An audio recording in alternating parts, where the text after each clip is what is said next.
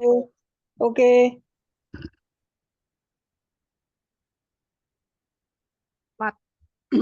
Selamat malam, salam kebajikan, Weite Tongtian. Santai. Baik, puji syukur kita bisa bersama berkumpul kembali pada Kamis, ya, Kamis malam di dalam diskusi dan penelitian kitab suci agama Konghucu bersama para kin. Pada malam hari ini kita akan bersama narasumber kita yang sangat luar biasa, seorang Sietse. Beliau tinggal di kota Medan, yaitu Sietse Johan Ajuan. Selain beliau sebagai Sietse, beliau juga Wakil Ketua Umum Parakin dan Ketua Umum Parakin Sumatera Utara yang sangat banyak kegiatannya. Kita beruntung beliau masih menyempatkan diri pada malam hari ini yang akan menjelaskan kepada kita dengan tema question. Ya. Sekarang kita berada di bulan 7 dan makna ini sangat tepat sekali. Ya. Baiklah, sebelum kita bersama diskusi, mari kita panjatkan doa terlebih dahulu kepada Jiao Seng Gu Siok Tu. Kami persilahkan. Terima kasih, Wense Lucia. Witek Tongjian, para Sietse, Wense, Jiao dan para Tojin sekalian, selamat malam. Mari kita bersikap simpatik guna menaikkan doa. Huang Jian Shangdi, Yin Yan Yang Wu, Yi He Zhong Huang, Jing Shen Fan Fa, Xin Jie Jie San Zai.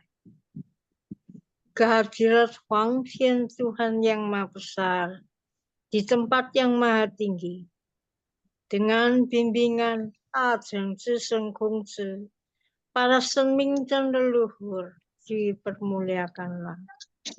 Semoga berilah kami kekuatan dan kemampuan untuk membina diri, menjunjung tinggi kebenaran dan menjalankan kebajikan. Ya Huang Tian Shangdi. Hari ini kami berkumpul dan berhimpun bersama di dalam webinar diskusi dan penelitian kitab suci agama Konghucu. Semoga apa yang disampaikan malam ini dapat menambah wawasan kami dalam menjalankan ibadah agama Konghucu dan menjadi penuntun dalam kehidupan kami dalam menjalankan perintah-perintah agama Konghucu. Dengan setulus hati kami bersujud.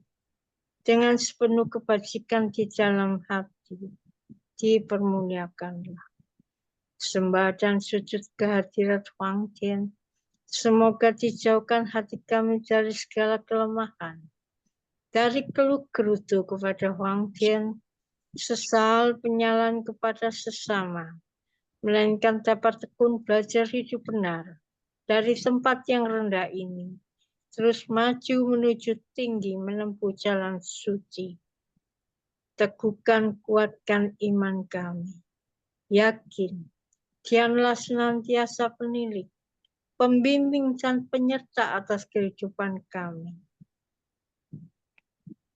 Maha besar Tian Khalik semesta alam, senantiasa melindungi kebajikan.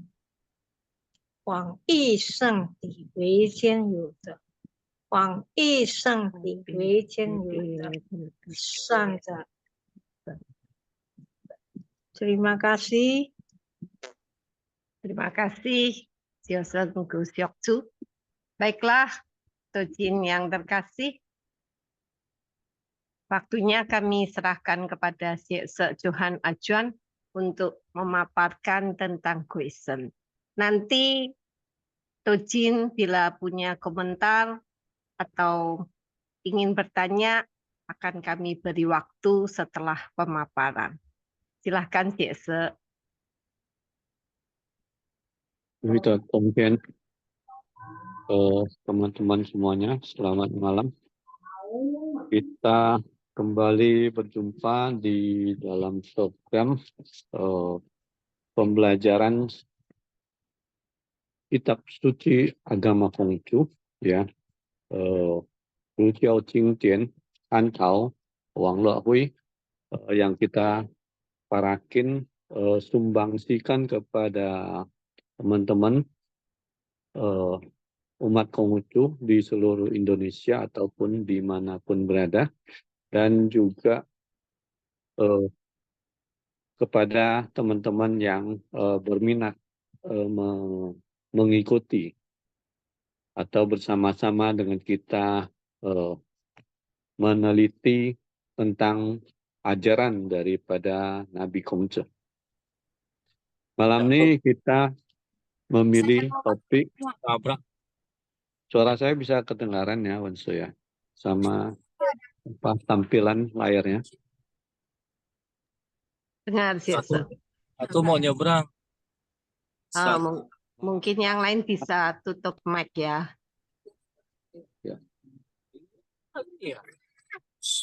Malam ini kita memilih topik tentang question di dalam Rujiao dan metafisik di dalam Rujiao.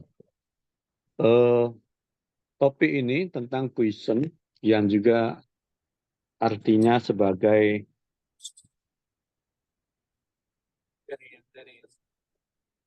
yang sering dipertanyakan oleh banyak kalangan bahwa Rujiao itu, agama Konghucu itu tidak membicarakan tentang hidup setelah mati.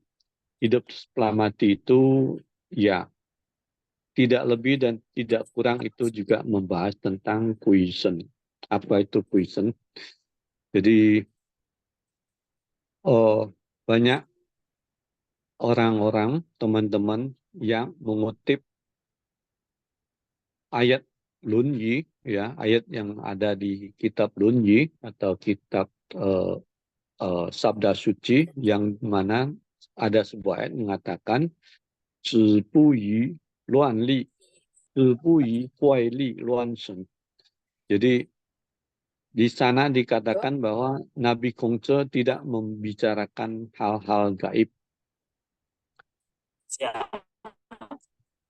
Yang dimaksud di sini bu yi guai li luan shen.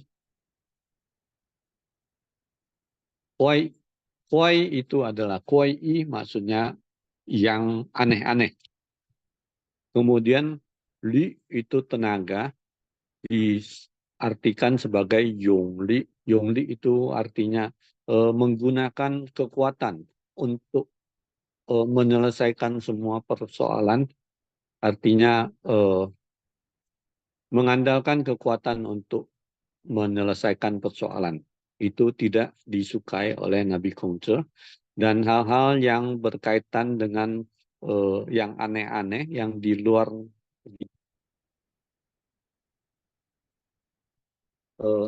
dihindari oleh Nabi Konghucu. Kemudian luan itu kekacauan, diartikan sebagai pan luan, yaitu membuat kekacauan, membuat keonaran. Hal itu juga dihindari oleh Nabi Konghucu. Kemudian Sun itu yang dimaksudnya adalah question, yaitu tentang alam gaib atau tentang roh. Maka dengan demikian banyak teman-teman yang membaca kitab Lunyi itu lalu menyimpulkan bahwa di dalam ajaran Nabi Konghucu itu tidak membicarakan tentang alam gaib. Dan kemudian juga ada sebuah ayat yang juga dikutip, Bu zhi sheng yuan zhi shi. Bila tidak mengetahui hidup, bagaimana untuk apa mengetahui hal-hal setelah meninggal? Maka sering kita dengar bahwa banyak teman-teman yang mengatakan di dalam Luciao agama Konghucu itu tidak ada afterlife. Jadi orang kalau sudah meninggal itu rohnya kemana itu tidak dibahas di dalam Luciao. Dan topik tentang Guisen ini juga sering dihindari untuk dibahas oleh kalangan para rohaniawan agama Konghucu. Hari ini kita mengangkatnya karena kita ingin agar teman-teman dapat memahami apa yang dijelaskan tentang Guisen ini di dalam Luciao. Gui umumnya orang menerjemahkannya sebagai hantu. Namun di dalam agama Konghucu, di dalam Luciao yang disebut oleh I Ching, bahwa Gui itu bukan hantu. Karena hantu itu konotasinya adalah sebuah sosok yang menakutkan, yang menteror orang, bahkan yang dapat mencelakai orang atau manusia hidup. Di dalam Luciao Gui itu disebut sebagai roh. Ya. Lalu Shen itu sering oleh kalangan awam disebut sebagai dewa. Sesungguhnya dewa itu adalah sebutan para praktisi yang praktisi Taois yang telah mencapai tingkatan di mana dia itu hidupnya telah terlepas dari kematian dan dia itu panjang usia, tidak mati, dan dia sudah terlepas dari kebutuhan fisik, bahkan dia tidak makan juga, tidak apa-apa. Itu konon menurut ceritanya, seperti itu. Maka Shen itu dalam Luciao itu sulit diartikan, sering juga disebut sebagai roh suci, namun Shen itu mewakili subjek yang sangat luas.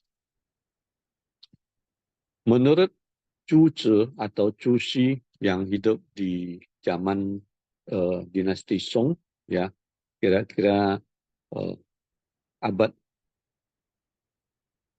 kira-kira tahun 1000 ya Masehi,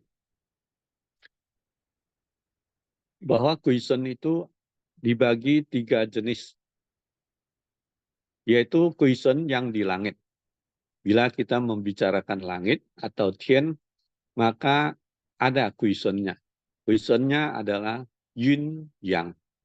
Jadi peleburan antara Yin dan Yang itulah Guisennya langit.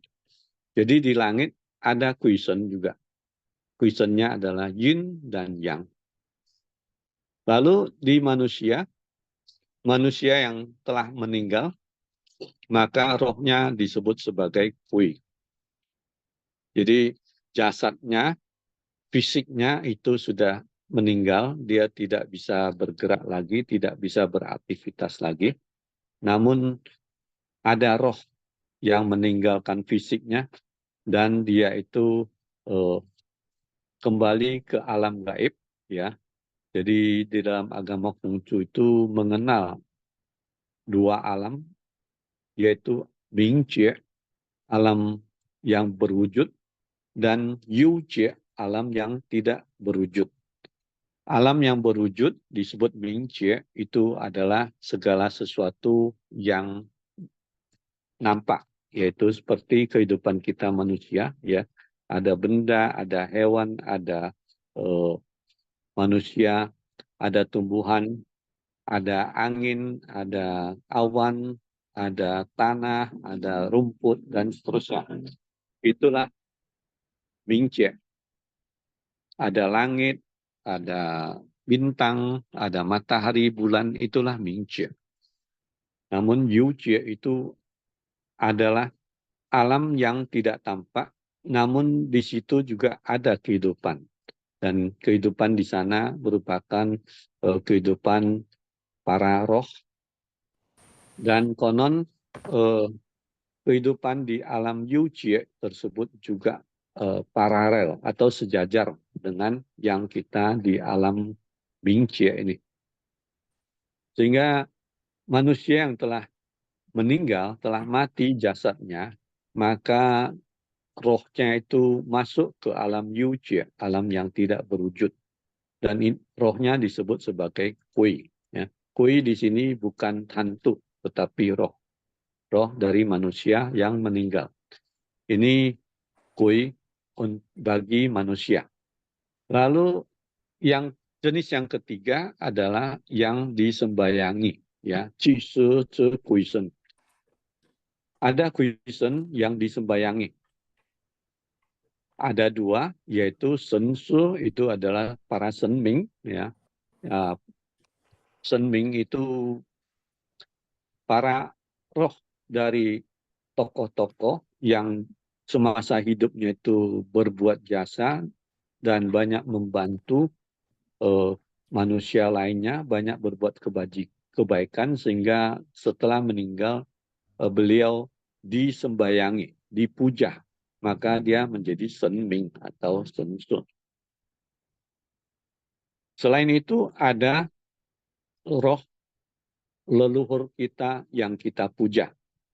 Maka leluhur kita, orang yang sudah meninggal dari keluarga kita itu, bagi umat Konghucu diberi tempat untuk rohnya dapat menetap. Dan tempat itu biasanya dalam bentuk sebuah papan yang ada tulisan nama dari orang yang meninggal tersebut. Dan dengan demikian disembayangi, maka rohnya tidak berkelana kemana-mana. Maka leluhur kita yang kita sembayangi, dia tidak disebut sebagai kui, ya, rohnya, tetapi dia disebut juga sebagai sen. Jadi dengan memahami hal-hal ini, ya, istilah-istilah ini, kita akan memasuki tahapan untuk mengenal tentang konsep ketuhanan di dalam agama Konghucu. Kita harus mengawali dari konsep penciptaan alam semesta. Dan ini tertulis di kitab I Ching, ya. I Ching menjelaskan bahwa alam semesta ini sifatnya adalah Zi Zhao Zhi Hua. Apa artinya Zi Zhao Zhi Hua? Jadi alam semesta ini terbentuk dengan sendirinya. Dia menciptakan dirinya dan dia meleburkan dirinya. Dan oleh agamawan dari Barat itu diberikan penjelasan sebagai sebuah sosok yang maha besar yang menciptakan alam semesta ini dan disebut sebagai Tuhan. Dalam Rujiao itu disebut sebagai Wuji atau maha kosong, ya. Jadi awalnya ada sebuah kekuatan yang maha kosong, Wuji, lalu Wuji tersebut menjadi Taiji, menjadi maha isi. Maha isi tersebut Taiji lalu Seng Liang Yu, melahirkan dua kutub, itulah kutub yin dan kutub yang. Kutub yin dan kutub yang tersebut kemudian dia membelah diri, ya. Seng Susiang, dia membentuk 4 wujud. 4 wujud itu adalah Taiyang, Shao Yin, Shao Yang, dan Taiyin. Dari 4 wujud tersebut, ya, Susiang kemudian memecah diri lagi menjadi 4 kuah. Fatwa itu di dalam I Ching terdiri dari 3 garis yao, masing-masing diberi nama sebagai Qian, Tui, Li, Zhen, Xun, Han, Chen, Kun. Ya. Qian mewakili langit, Tui mewakili danau, Li mewakili api, Chen mewakili petir, Xun mewakili angin, Han mewakili air, Kun mewakili gunung, dan Kun mewakili bumi. Dari fatwa tersebut lalu lahirlah berlaksa benda, ya, Seng Wan U. Inilah kita lihat bahwa penciptaan alam semesta ini di sini dikatakan terciptanya alam semesta yang sempurna ini disebut sebagai Seng Wan U, tidak disebutkan manusia. Manusia adalah bagian yang sangat kecil daripada Wan U tersebut atau berlaksa benda atau makhluk tersebut. Namun karena manusia itu memiliki kecerdasan dan pemikiran serta kebijaksanaan, dan kemudian lalu bisa membuat banyak konsep-konsep dan memandang dirinya sebagai fokus pembicaraan. Dan manusia menganggap dirinya yang merupakan sentral daripada kehidupan di alam semesta ini. Inilah konsep penciptaan alam semesta menurut I Ching atau menurut Ruqiao.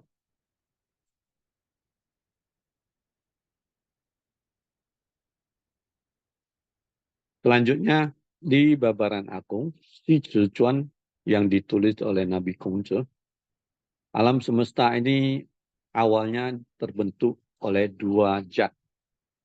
2 zat itu disebut sebagai Qing Qu. Ya. Qing adalah saripati, sifatnya halus, maka dia juga disebut sebagai unsur yin. Kemudian Qi atau diartikan sebagai energi vital atau energi hidup, sifatnya kasat mata, maka dia disebut sebagai yang. Pembentukan Qing dan Qi ini, ya, Qing Qi ini oleh Lao Tzu disebut sebagai Tao. Lao Tzu menamakan Tao. Maka Lao Tzu dalam Taoisme, Tao itu adalah juga Tuhan. Tao itu adalah pembentuk awal daripada alam semesta. Tao ini juga adalah hukumnya Tuhan. Tao ini juga merupakan awal dari segala sesuatu di alam semesta maupun di kehidupan. Sehingga dalam Taois, Tao ini juga boleh diartikan sebagai Tuhan. Qing sifatnya, Qing itu saripati, sifatnya yin, dan dia itu turun ke bawah, dia membentuk bumi dan segala isinya. Kemudian Qi itu bersifat yang atau energi, dan dia naik ke atas sehingga membentuk langit beserta bintang-bintang, matahari, bulan, dan semua isi daripada langit tersebut. Jadi dalam pengertian Babaran yang dijelaskan oleh Babaran Agung bahwa kehidupan ini terbentuk oleh 2 zat, yaitu Qing dan Qi. Bagi manusia, ya, kemudian terciptanya manusia di antara berlaksa benda tersebut, ada manusia itu terdiri dari 2 bagian, yaitu satu bagian fisik, yaitu Po, body, tubuh kita disebut dengan Po. Seorang manusia atau bayi yang baru lahir, dia itu masih berupa fisik, namun ketika lahir dia mendapatkan roh atau hun. Hun itu mengisi fisiknya, mengisi poknya, sehingga terjadilah seorang bayi yang hidup dan bernyawa serta bernapas.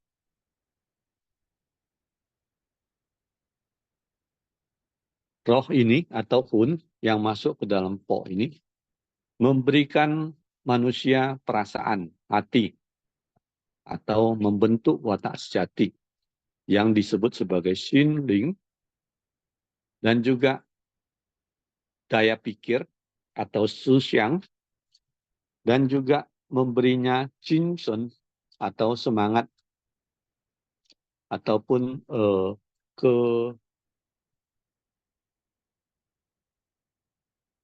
kesadaran. Ketika manusia meninggal, maka badan fisiknya atau poknya itu akan hancur. Dan rohnya itu kembali naik ke atas ke alam tidak berwujud ataupun yu jie. Bagi orang yang semasa hidupnya banyak berbuat kebajikan dan berjasa, serta membantu banyak orang, maka rohnya tidak disebut sebagai kui, tetapi rohnya menjadi sun. Maka di dalam penganut Lujiao, penganut agama Konghucu, kepada leluhur kita itu adalah orang-orang yang berjasa bagi kehidupan kita, maka roh yang para leluhur kita itu kita puja dan kita sembayangi, kita kenang, dan kita beri tempat di tempat persembahyangan atau altar leluhur, maka roh para leluhur kita itu disebut sebagai sun. Bagi manusia yang hidupnya biasa-biasa saja dan tidak berbuat kebajikan, ya, rohnya disebut sebagai kui. Sehingga penganut Konghucu tidak ingin roh leluhurnya itu menjadi kui, maka tetap melakukan persembahyangan terhadap para leluhur yang sudah meninggal, agar leluhurnya itu mendapat tempat yang layak dan tidak kemana-mana. Roh yang keluar dari fisik itu, atau hun yang keluar dari fisik itu,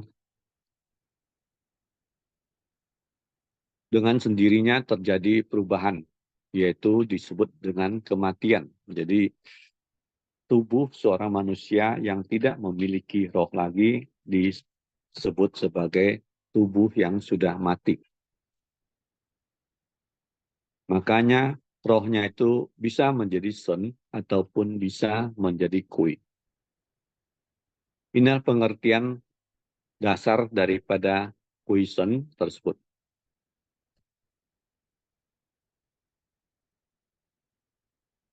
Kui sun ini juga diartikan sebagai perpaduan interaksi antara elemen yin dan yang. Orang yang mampu membina diri memperpadukan yin dan yang secara harmonis akan mencapai tingkat yang tertinggi. Di masa hidupnya, dia banyak berbuat kebajikan.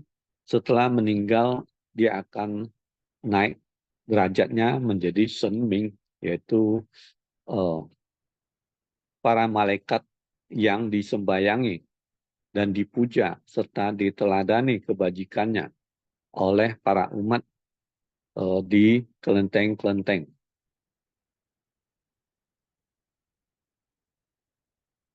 Tadi di sini kita juga diperkenalkan dengan istilah bahwa Qing Qi Hui U. Ya, tadi sudah dijelaskan bahwa semua benda di alam semesta ini, ya, semuanya terbentuk dari dua zat, yaitu Qing dan Qi.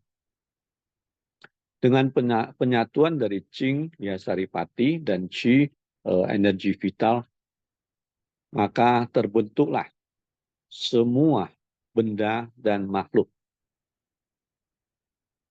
Namun bagi manusia, dia ditambah lagi satu sun, ya. Qing itu panas, sifatnya panas. Saripati itu sifatnya panas. Dan qi itu sebagai tenaga. Sedangkan sun itu sebagai cahaya.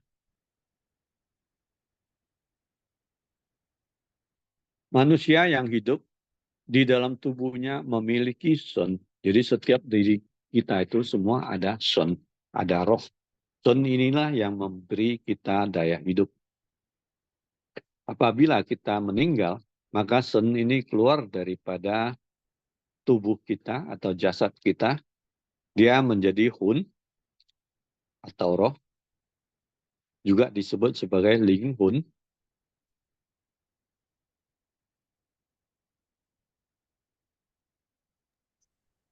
Jadi manusia hidup itu selain memiliki qing dan qi, ya saripati. Saripati ini adalah sebagai sebutan lain daripada qing, pensing, watak sejati. Qing ini memberi manusia karakter sebagai manusia. Memiliki sifat welas asih, memiliki kecerdasan, daya pikir, daya ingat, dan qi ini adalah daya hidupnya.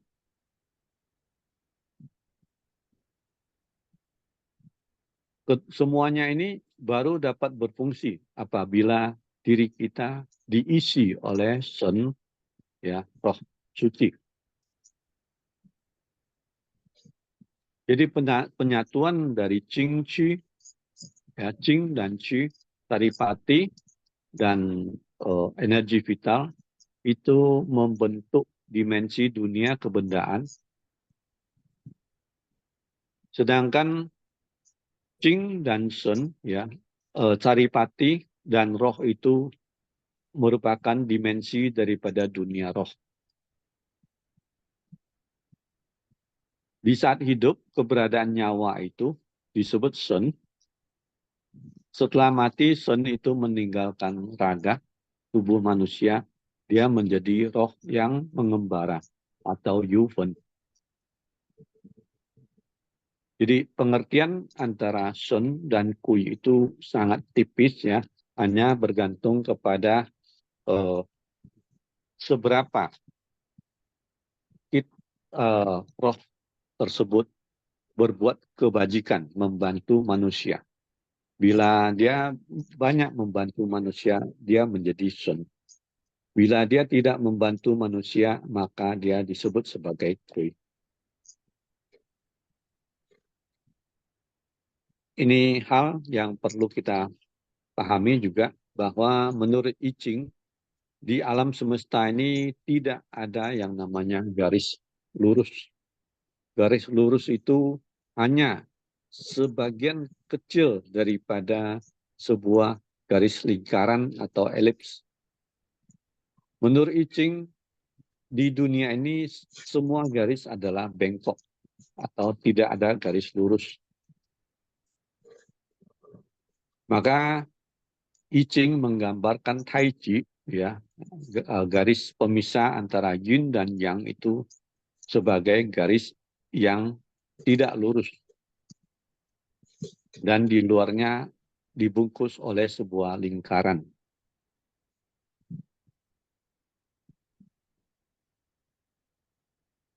Menurut I Ching, garis bengkok ini menghasilkan segenap wujud.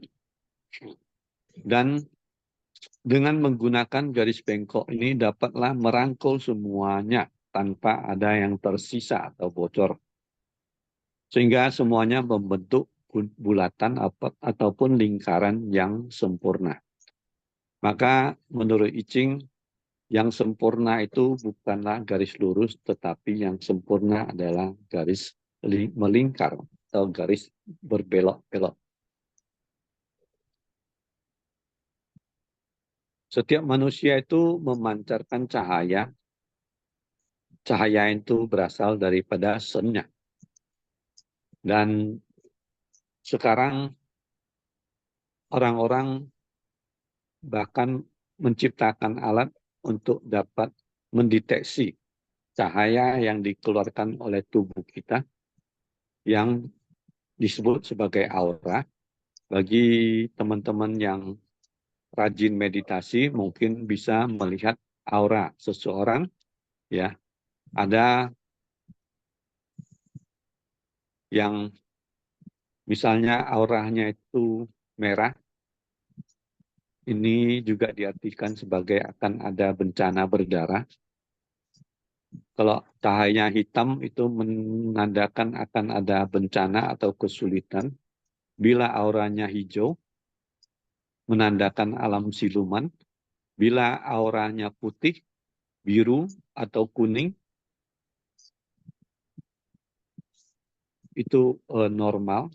Bahkan yang lebih bagus adalah bila warnanya adalah keemasan. Ini menandakan sebagai orangnya memiliki kesucian batin yang tinggi, bahkan mencapai dimensi nabi.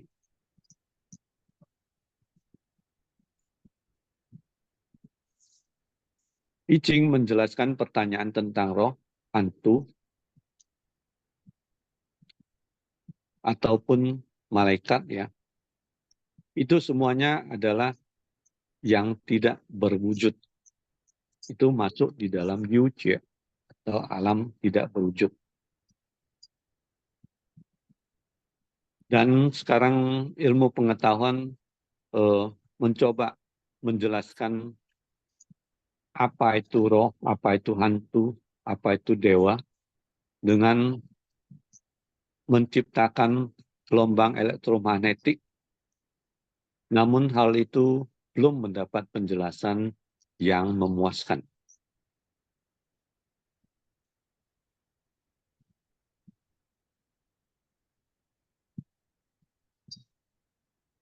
Kembali bahwa I Ching menjelaskan Qing Qi yang sudah tadi kita sebutkan, Saripati bersatu dengan Qi energi vital, lalu dia membentuk semua kebendaan di alam semesta ini.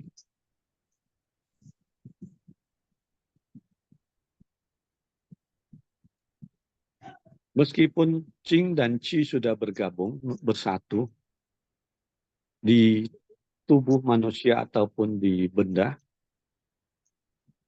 hanya apabila dia dimasuki atau diberi Sun, roh suci, barulah dia akan bernyawa menjadi Ming.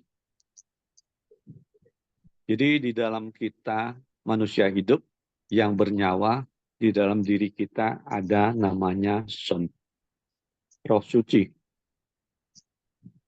Roh suci itu memberi kita Lingxin, yaitu perasaan, memberi kita watak sejati, kan, memberi kita kesadaran, dan juga memberi kita pemikiran. Ya, jadi orang yang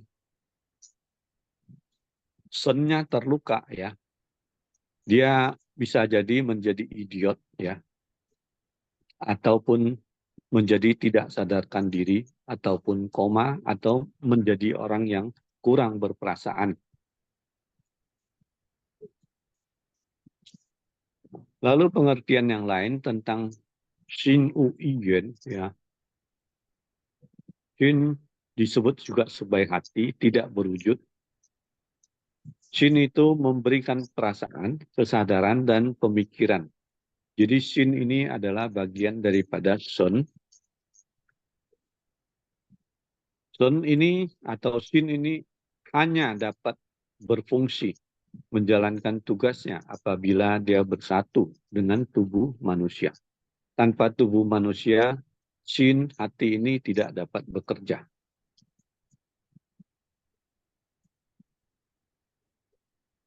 Maka itulah bedanya, ya, manusia, hewan, dan tumbuhan. Kita manusia itu ada Sanhun Liupo, Sanhun Cipo, 3 roh dan 7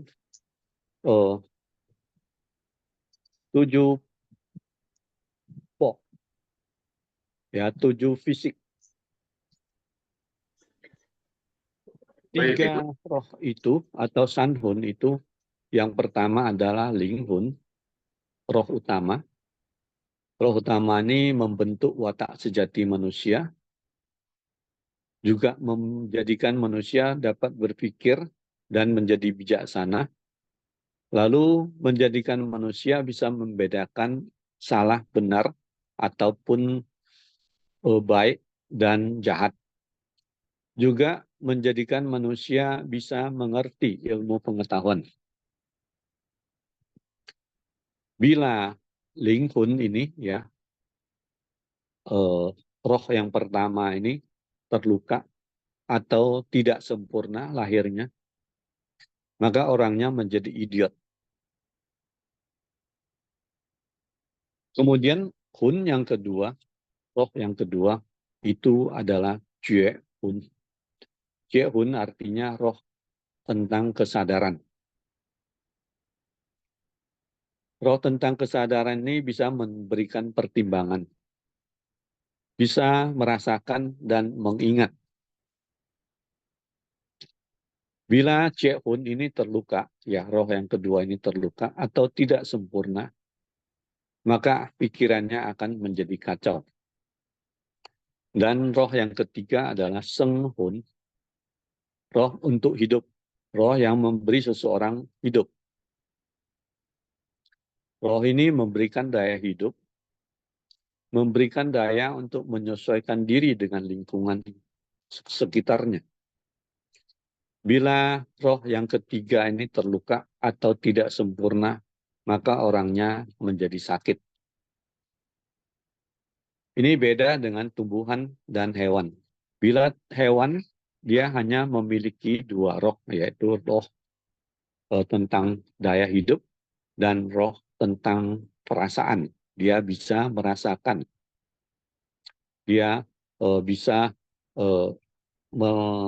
bertindak sesuai dengan instingnya, nalurinya. Itulah hewan. Bila tumbuhan, dia hanya punya satu roh, yaitu roh tentang hidup. Dia tidak punya perasaan. Dia juga tidak punya watak sejati. Nah, selanjutnya 7 po ini, ya. 7 po itu adalah si nu, ai, ci, ai, yu, yaitu gembira, marah, sedih, takut, cinta, benci, dan nafsu. Ini dimiliki selama manusia itu memiliki fisik.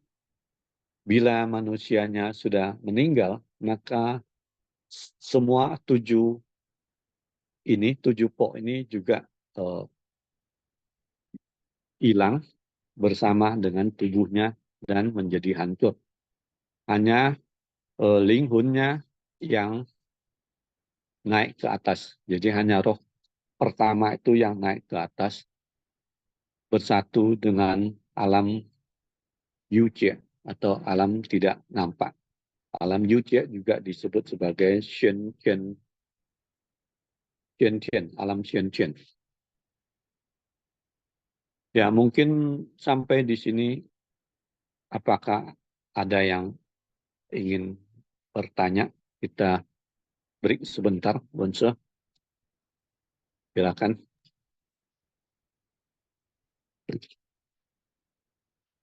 Ya, terima kasih Syekh atas penjelasannya. Ini sungguh luar biasa ya. Kita harus betul-betul menyimak. Teman-teman silahkan kalau ada yang mau berkomentar, menambahin, atau mungkin mau bertanya, silahkan buka kamera, sebutkan namanya.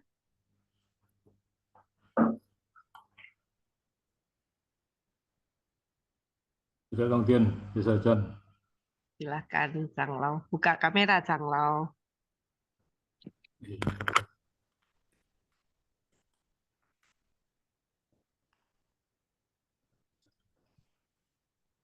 Aduh, Jelas ya. ada masalah. Silahkan bicara, Tang Lau. Kameranya mungkin. Ini kalau orang yang kasurupan itu gimana menurut Yesus? Itu pasti ada sennya di dalam nggak? Jadi kan kemasukan apa ya? Kemasukan roh lain istilahnya ya. Mohon pencerahannya Yesus. Ya, terima kasih Cang Lo. Kalau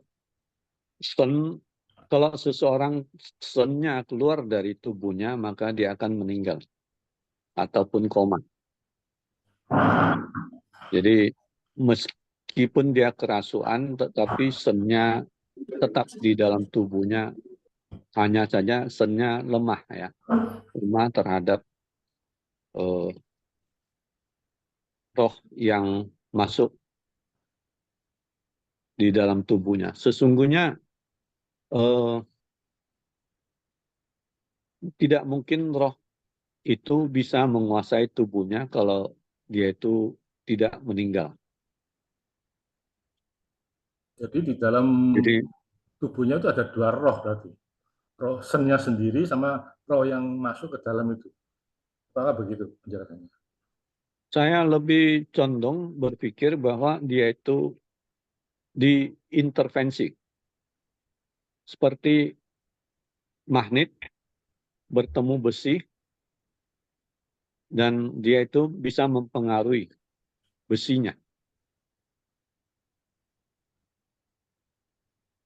Ya, dalam arti di dalam tubuh itu ada sennya sendiri, terus ada ketimpahan dari roh yang masuk itu kah? Saya kira rohnya tidak masuk ke dalam tubuhnya, hanya rohnya itu ada di samping tubuhnya dan mempengaruhi fisiknya. Sehingga roh dirinya sendiri itu tidak bekerja. Karena yang saya tahu orang kerasukan itu suaranya kadang suara dia tetap, tapi kadang suara lain. Itu bicara tapi mulutnya Ya, goyang, geraknya sama dengan suara yang dikeluarkan itu. Nah, ini yang ya. jadi masalah.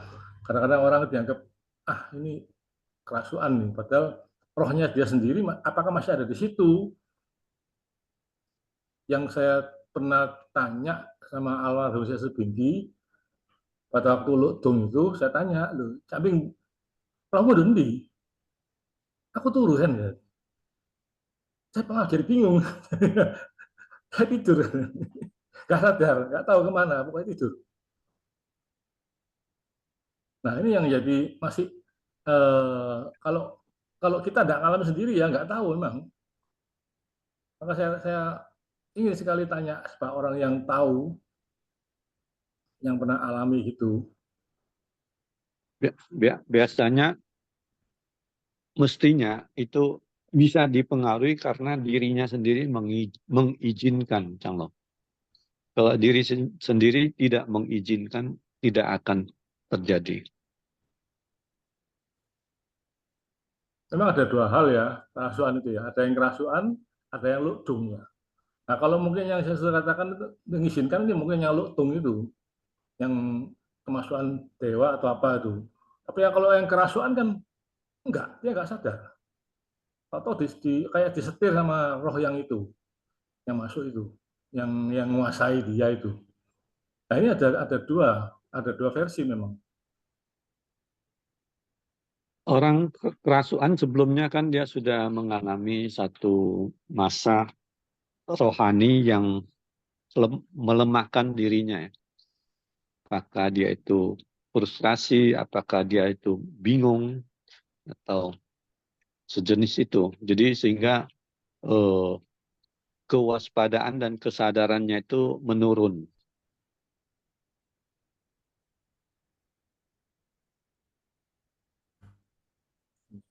Dia terlalu sedih, dia terlalu menderita.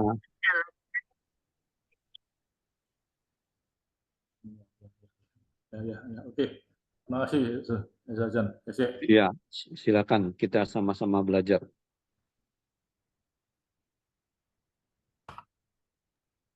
Silakan yang lain.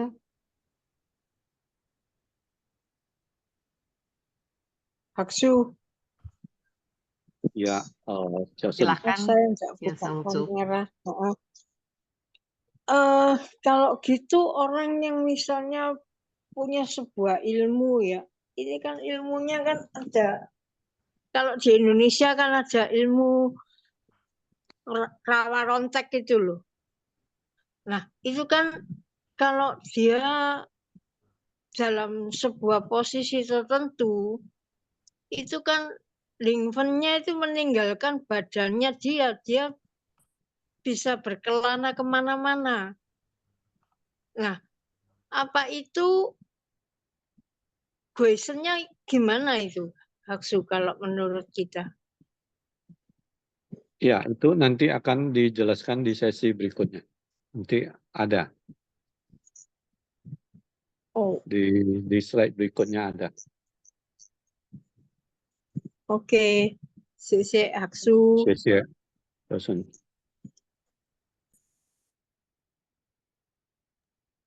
Silakan yang lain.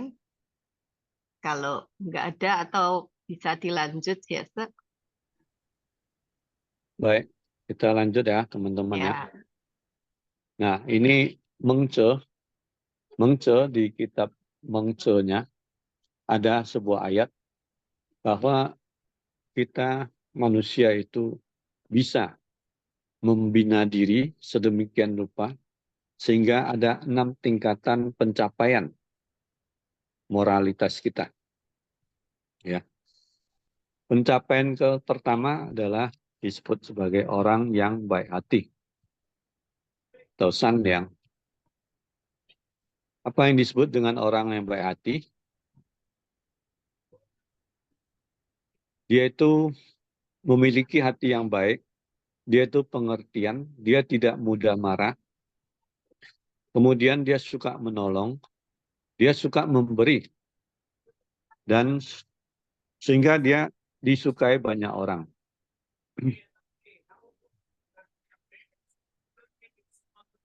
Inilah disebut tingkatan pertama adalah orang yang baik hati. Jadi bila kita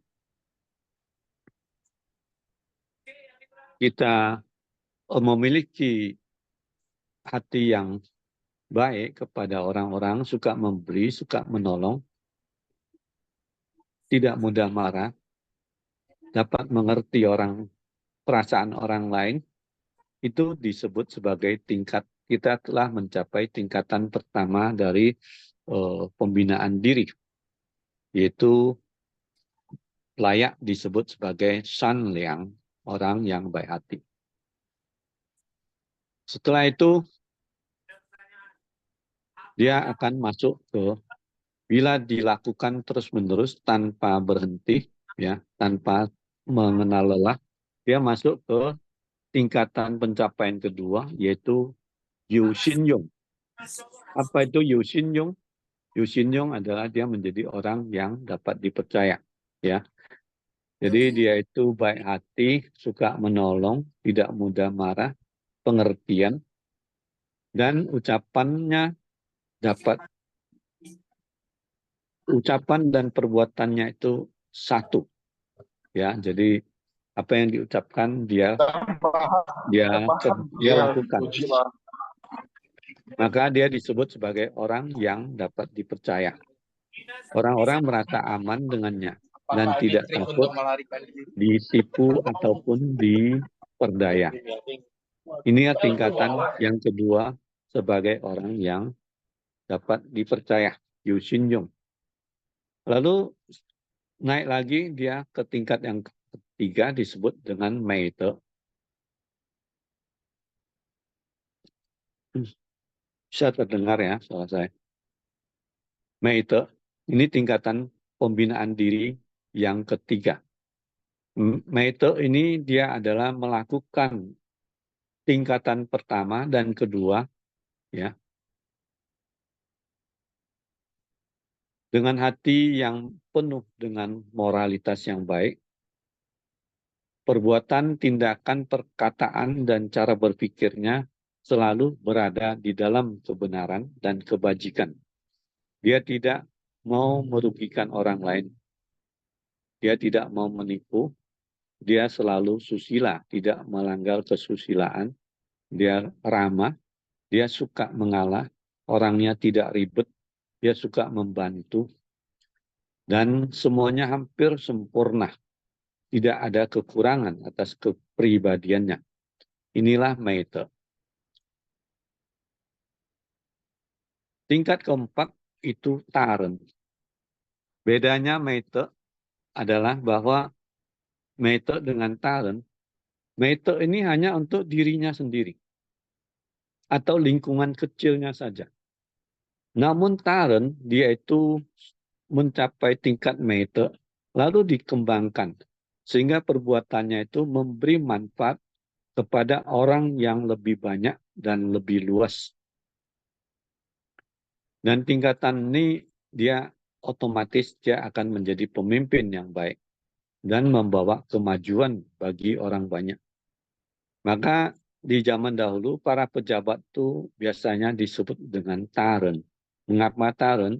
Karena Taren itu orang yang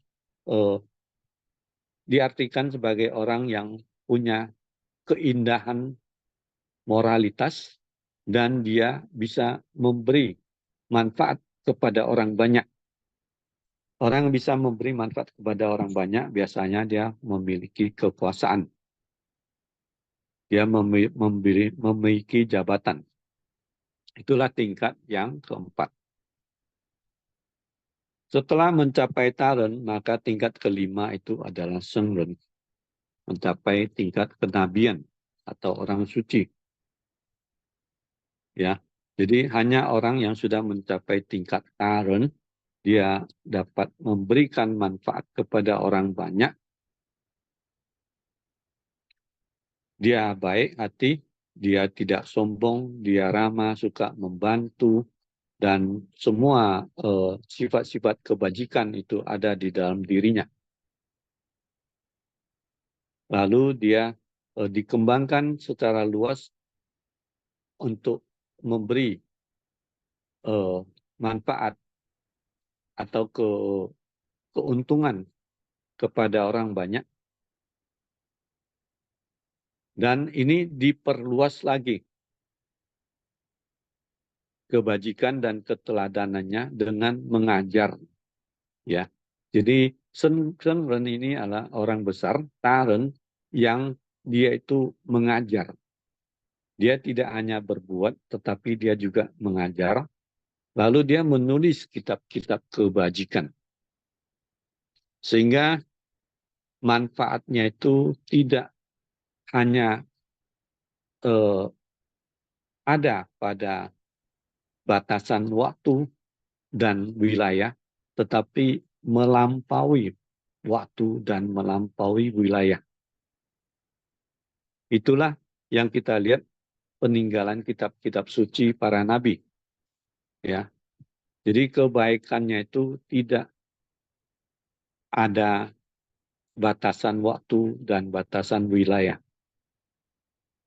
Dia juga mengajar, dan mengajarnya tidak hanya semasa hidupnya, tetapi bahkan setelah dia meninggal pun pengajarannya tetap berlanjut melalui murid-muridnya.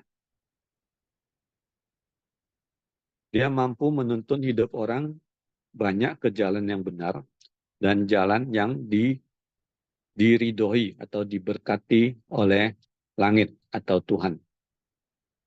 Inilah Sengren. Dan tingkat terakhir itu adalah Sun. Sun ini merupakan tingkat setelah Sengren, dia itu dapat manunggal dengan langit. Ya. Jadi kemampuannya sudah mencapai Sengren, lalu dikembangkan secara spiritual ke atas. Sehingga dia bersatu dengan Tuhan, bersatu dengan langit. Jadi setiap bagian dirinya selaras dengan hukum keabadiannya Tuhan.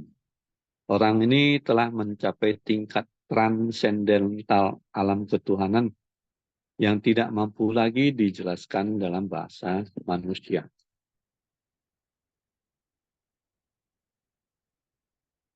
Jadi inilah tingkatan Sun. Sehingga Kuisen di dalam pembahasan topik kita hari ini, ya, makanya tadi di depan saya mengatakan Sun itu cakupannya sangat luas, ya, pengertiannya tidak dapat diartikan hanya sebagai malaikat, tetapi Sun di sini bahkan dijelaskan oleh Mengce sebagai orang yang telah melampaui tingkatan kenabian dan dia telah manunggal dengan keabadian Tuhan. Bagaimana menjelaskannya secara baik, saya pun belum mempunyai bahasa ataupun istilah yang ataupun contoh yang bisa saya sebutkan. Sehingga mungkin ini masih harus kita pelajari bersama-sama, kita teliti bersama-sama tentang Sun ini. Namun sesungguhnya semua ini hanya sebuah pengetahuannya, hanya sebuah pengetahuan. Yang penting itu justru adalah bagaimana kita melalui penjelasan tentang Puisen ini, ya, roh dan roh suci. Pui itu kita artikan sebagai roh, bukan hantu. Dan Sen ini kita artikan sebagai roh suci. Lalu kita mengerti bahwa kehidupan kita ini adalah merupakan kehidupan kita menjalani kehidupan yang mingcie, kehidupan yang berada dalam dunia yang berwujud. Namun di luar itu ada kehidupan yang tidak berwujud. Dan itu disebut juga sebagai Xing or Shang, ya, alam metafisik, alam abstrak, tidak punya wujud dan sulit dijelaskan dengan bahasa manusia. Karena sulit, maka kita juga tidak perlu terlalu pusing dengan hal itu. Dan Nabi Kongce makanya mengatakan bahwa untuk Kuisen ini, ya, kita harus menyadari keberadaannya dan kita harus menghormatinya. Ya, makanya dikatakan Qing Kuisen Yuan Zhi. Kita menghormati, kita menyadari adanya Kuisen ini, roh dan roh suci. Namun kita juga harus menjauhinya. Ya.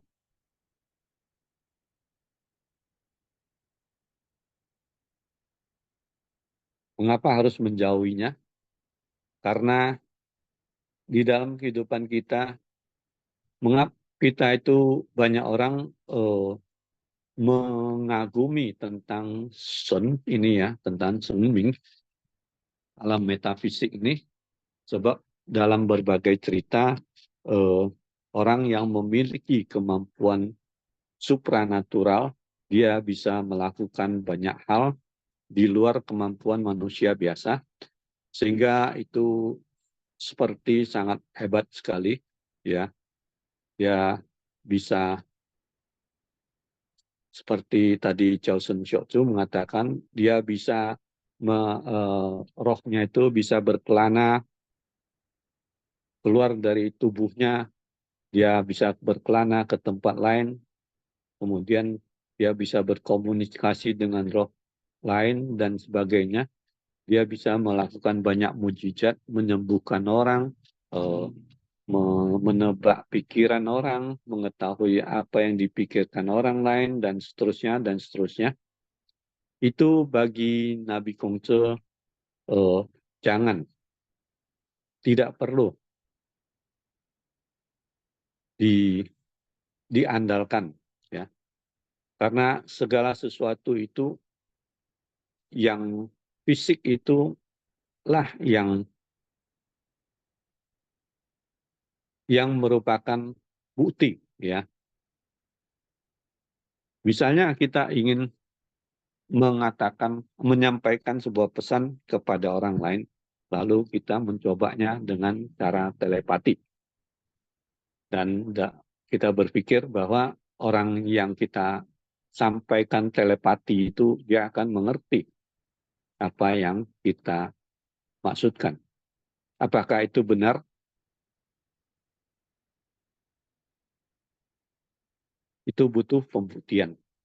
Tetapi hal itu alangkah baiknya bila dilakukan secara fisik. Misalnya dengan diceritakan, dibicarakan secara verbal atau disampaikan secara tertulis. Hal itu merupakan hal yang nyata. Sedangkan melalui telepati itu tidak nyata. Bisa iya, bisa tidak. Dan hal demikian itu di zaman dahulu banyak disalahgunakan oleh orang-orang yang mencari makan dengan cara-cara seperti itu.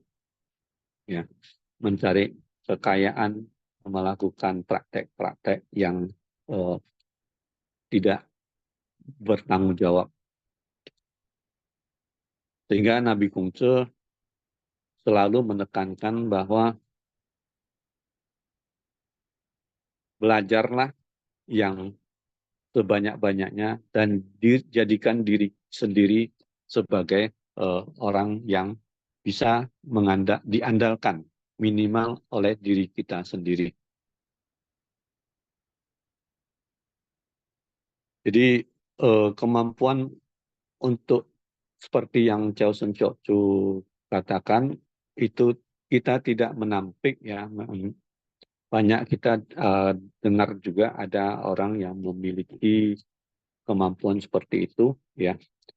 Dan mungkin saja memang benar, tetapi hal itu bagi para praktisi yang sudah mencapai tingkatan seperti itu pun mereka juga tidak tidak akan secara bebas membahasnya karena itu juga merupakan bagian daripada rahasia alam atau rahasia Tuhan. Untuk pencapaian seperti itu, seseorang justru harus ada dalam kondisi batin bahwa dia itu harus menempatkan dirinya seperti orang yang tidak punya apa-apa, seperti orang yang biasa-biasa saja. Dia tidak boleh memamerkannya, dia tidak boleh membicarakannya, dan dia tidak boleh menganggapnya itu sebagai suatu hal yang luar biasa.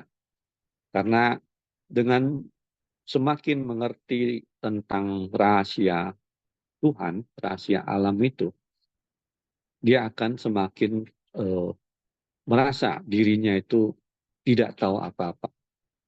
Karena masih banyak hal di luar itu yang belum terjangkau oleh cara berpikir seorang manusia meskipun dia mencapai tingkat pembinaan diri yang sangat tinggi sekalipun. Mungkin sampai di sini dulu sebelum kita closing statement. Apakah ada yang ingin menambahkan atau bertanya, silakan. Silakan, Rojin yang mau bertanya atau punya pengalaman tentang question tema kita pada malam hari ini.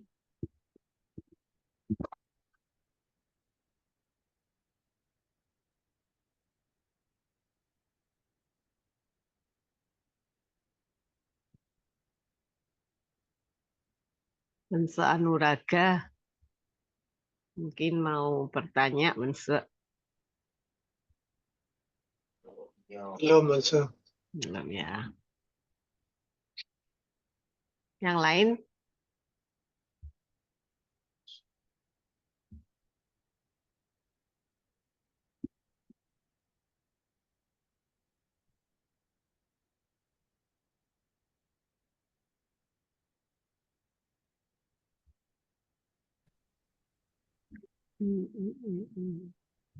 Silahkan, mungkin materinya agak berat ini sih. Baik, kita tutup ya, kita simpulkan ya. Jadi penjelasan question ini di sini sengaja kita angkat untuk memenuhi keinginan teman-teman yang mana seolah-olah Luciao ini agama Konghucu itu tidak ada afterlife-nya. Konghucu mengatakan Puzi Seng Yan Zhi Shi. Bagi yang belum mengerti tentang hidup, untuk apa dia repot-repot memahami tentang hal setelah mati. Jadi hal tentang hidup ini banyak yang harus kita lakukan. Question ini adalah hal yang adalah bagian dari alam semesta. Ini sangat natural, ya.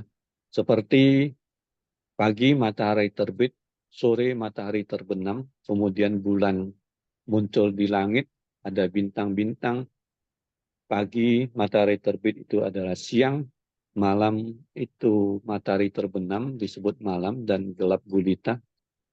Kemudian manusia lahir, hidup, tua, mati, sakit, dan seterusnya, itu semuanya alami. Dan Kui-Sun ini juga, Kui ini bukan hantu yang menakutkan. Sun ini roh suci. Arwah leluhur kita juga bisa menjadi Sun, karena kita sembayangi.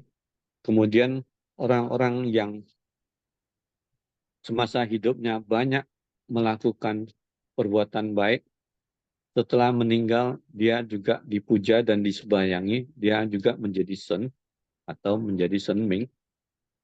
Maka untuk menjadi Sun atau Kui itu tergantung bagaimana cara kita hidup.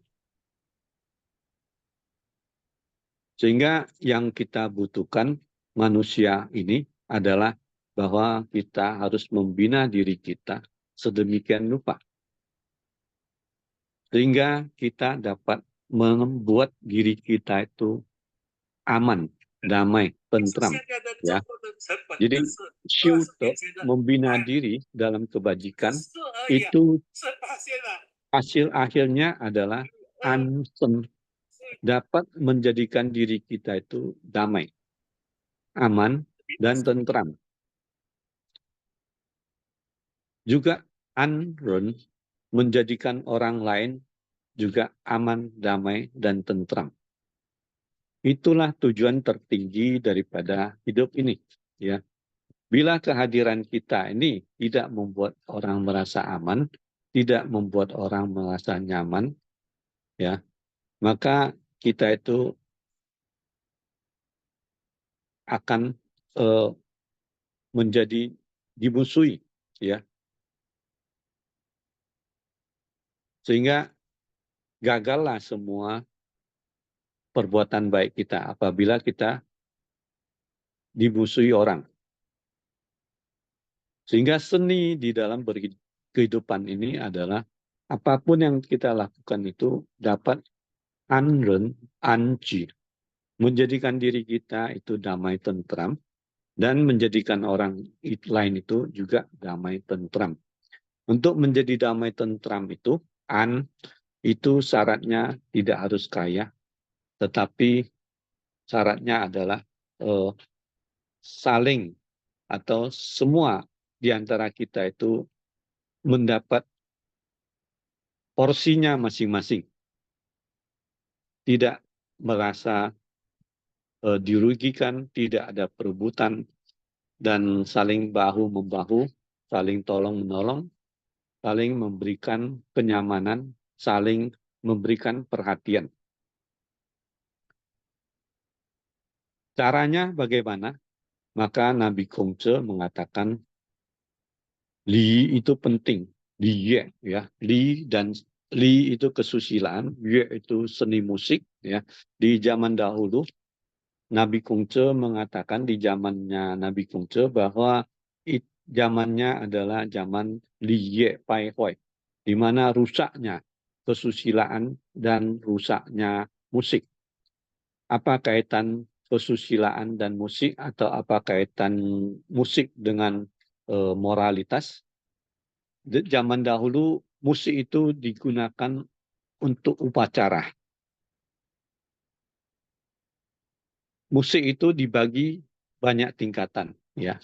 Musik yang bisa digunakan atau didendangkan, dimainkan untuk upacara kepada Tian, kepada Huang Tian, itu hanya boleh diperdengarkan atau diselenggarakan oleh raja, dan itu tidak boleh diselenggarakan oleh menteri atau di bawahnya. Itu menunjukkan apabila seperti itu menunjukkan bahwa pihak menteri itu sudah tidak menghargai, menghormati rajanya. Karena di zaman dahulu, di zamannya Nabi Kongce, itu Ci Se itu keluarga yang paling berkuasa di negeri Lu itu, dia bahkan berani memperdendangkan musik yang diperdendangkan oleh kalangan raja. Maka Nabi Kongce mengatakan dia itu telah melanggar kesusilaan dengan memainkan musik seperti itu. Sehingga dari musik saja Nabi Kongce sudah mengetahui orang ini sudah tidak menetapi, ya, menjalani kesusilaan yang sewajarnya. Kesusilaan Li itu ada tidak hanya semata-mata sopan santun dan tata krama, tetapi juga menyangkut ritual persembahyangan. Dari ritual persembahyangan dan tata krama itu sudah dapat disimpulkan bagaimana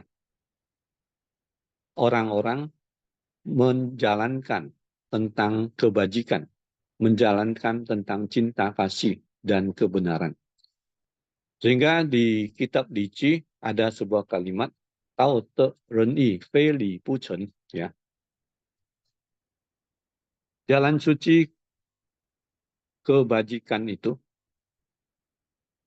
dan cinta kasih serta kebenaran itu, bila tidak dibungkus dengan kesusilaan, maka semuanya itu sia-sia.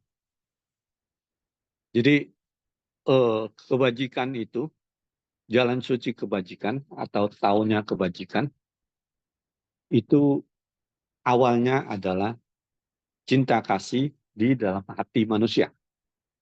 Dengan hati manusia yang memiliki cinta kasih, maka diwujudkan keluarnya dalam bentuk kebenaran dan keadilan. Itulah I, ya. Jadi Ren, cinta kasih itu merupakan bagian daripada internal diri seseorang. Dia itu tidak nampak, tidak ada wujudnya. Dia ada di dalam hati. Cinta kasih itu. Setelah diwujudkan keluar, bentuknya adalah tindakan yang berlandaskan kebenaran dan keadilan. Jadi kebenaran dan keadilan itu sumbernya adalah cinta kasih. Lalu kebenaran dan keadilan itu bisa terbagi menjadi xiaoti berbakti pada orang tua, dan rendah hati itu merupakan bagian daripada cinta kasih, wujudnya, implementasinya dalam berbakti pada orang tua dan rendah hati kepada orang lain. Lalu xiaoti chong itu setia adalah bagian daripada kebenaran dan keadilan. Jin dapat dipercaya juga bagian dari kebenaran dan keadilan. Lien, suci hati, tidak berprasangka buruk, itu juga bagian dari kebenaran dan keadilan. Lalu ce, tahu malu itu merupakan bagian dari cinta kasih. Jadi awalnya adalah ren, cinta kasih yang ada di dalam hati. Kemudian keluarnya adalah kebenaran dan keadilan. Kemudian itu dipecah menjadi berbakti pada orang tua, rendah hati kepada sesama, kemudian setia dan dapat dipercaya, lalu tidak berprasangka buruk dan tahu malu. Itulah bentuk daripada li tersebut, kesusilaan. Semua ini dijalankan, tujuan akhirnya adalah dapat menjadikan orang merasa nyaman, dapat menjadikan orang merasa aman, dan juga menjadikan diri kita nyaman dan menjadikan diri orang lain nyaman. Jadi semua kebaikan yang kita lakukan itu dapat diukur. Tolok ukurnya adalah orang-orang sekitar kita apakah merasa damai, merasa aman dengan perbuatan kita. Bila tidak, maka berarti yang kita lakukan itu belum benar. Namun juga kita jangan terjebak dengan slogan asalkan membuat orang merasa nyaman, maka itu sudah sesuai. Tidak demikian. Ada batasan-batasan yang tidak boleh dilanggar, ya. Jadi kalau kita hanya membuat orang merasa nyaman dengan menuruti semua kemauan orang lain akan merasa nyaman, tetapi sesungguhnya kita melanggar kebenaran dan melanggar prinsip diri kita sendiri, maka itu juga tidak benar, ya. Sehingga semuanya ini perlu cehui, perlu kebijaksanaan, juga perlu keberanian. Maka dikatakan ada tripusaka, ci ren yong, ya, cinta bijaksana, cinta kasih, dan berani. Lalu mengapa kita itu sangat tertarik dengan metafisika dan dengan Huizhen tersebut? Karena bahwa kita itu sering di dalam ketidakberdayaan, kita mengharapkan mujizat.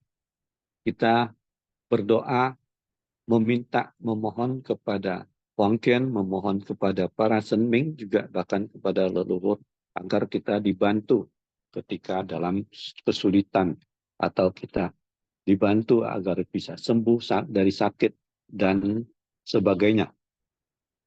Itulah mengapa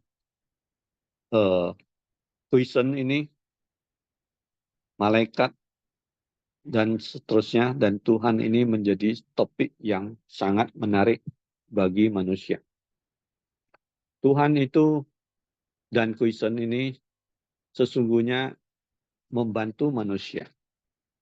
Namun ada syaratnya, ya. Sebuah ayat di Lun Yi mengatakan bahwa langit itu, Tian itu membantu yang tegak untuk tumbuh dan yang condong untuk jatuh. Jadi kalau kita berdiri tegak, maka dia akan dibantu, kita akan dibantu untuk tumbuh. Kalau kita berdirinya miring, maka dia akan dibantu roboh. Dia sesuai dengan gaya gravitasi bumi juga. Sehingga apabila kita ingin mendapat bantuan, pertama kita harus cucu. Apa itu cucu? Yaitu bantu diri kita sendiri. Setelah kita membantu diri kita sendiri, maka langit akan membantu kita. Bila diri kita sendiri tidak kita bantu terlebih dahulu, langit juga tidak bisa berbuat apa-apa. Ya, supaya kita bisa tegak, tumbuh, maka kita harus tegak. Jangan kita ingin tumbuh tetapi kita dalam posisi yang miring. Ya, tegakkan diri kita, maka kita akan bantu. dibantu oleh Tuhan untuk tumbuh. Misalnya contoh yang paling gampang, kita ingin lulus ujian, kita berdoa di tempat ibadah dengan semua yang banyak. Namun diri kita tidak belajar sama sekali. Hasilnya bagaimana? Kita sudah dapat menebaknya, ya. Apakah kita akan lulus? Tentu tidak. Namun kalau kita ingin lulus ujian, kita banyak-banyak belajar, lalu dengan sedikit doa saja pun kita juga akan lulus, ya. Itulah seperti itu. Misalnya orang yang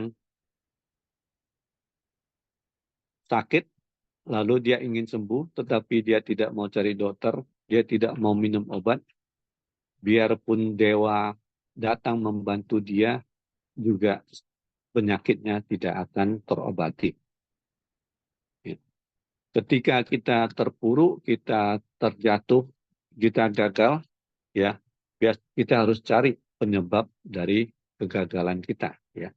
Seringkali kita gagal itu atau terjatuh itu karena memang kita telah melakukan kesalahan-kesalahan tertentu. Ya. Seringkali kita menutup langkah kita sendiri, menutup jalan kita sendiri dengan sikap-sikap kita yang tidak wajar. Ya. Misalnya arogan, emosi, dan banyak hal-hal yang tidak memenuhi persyaratan untuk menjadi orang mendapatkan kesuksesan, ya. Tidak cukup rajin, tidak cukup usaha, bangun tidurnya kesiangan, ya. Kemudian malam hari tidak tidur, paginya nggak bisa bangun, lalu melalaikan pekerjaan rumah,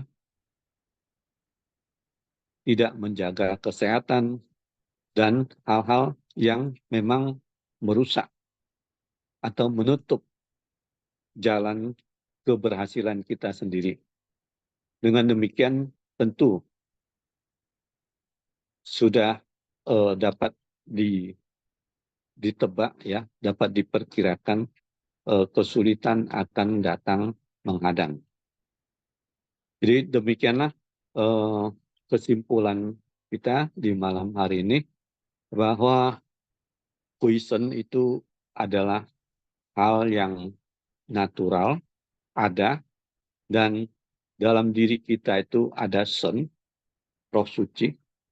Ketika kita meninggal, maka roh suci itu akan keluar. Kalau semasa hidupnya kita banyak berbuat kebaikan, maka roh suci kita akan menjadi sen.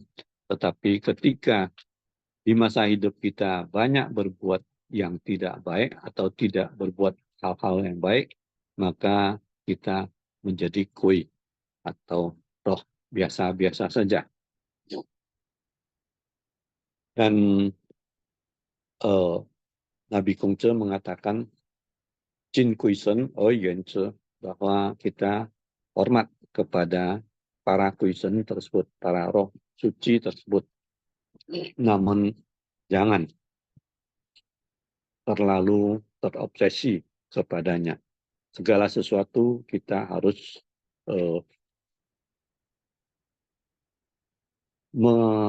kita harus berpegang pada kenyataan, ya. Harus, kalau bahasa Mandarinnya, kita harus jauh tak suti. Kita harus berpijak pada bumi, ya. Jangan mengawang-awang. Bila mengawang-awang, tidak berpijak pada bumi, berarti kita itu sedang mengkhayal. Tentu apa yang kita kerjakan tidak akan berhasil. Sebaliknya, apabila kita berlandaskan fakta dan kenyataan, kita mengikuti segala aturan kebenaran dan kita mengikuti segala persyaratan yang harus dipenuhi untuk sebuah keberhasilan, tentu kita akan mencapai sukses dengan membantu diri sendiri terlebih dahulu, Tuhan akan membantu kita kemudian. Demikian teman-teman, sampai di sini pembahasan kita tentang question. Semoga bermanfaat. Terima kasih untuk Tongken. Itu. Sancai. Terima kasih Syekh Ajuan, penjelasannya menambah pengetahuan bagi kita semua tentang question di dalam agama Konghucu. Baiklah, kita akan berfoto dulu ya. Silahkan teman-teman semua buka kamera. Wense Anuraga tolong. Suarjuan Oke, penjelasannya siap ya. luar biasa. Bentar kita foto dulu ya. Sebentar saya stop screen-nya, caranya gimana? Enggak apa-apa sih. Gimana Nampak? Wense Anuraga kelihatan? Belum buka semua ya? Iya nih, masih belum. Lili siapa? Lili Setiawati. Oke ya. 1, 2, 3. Oke.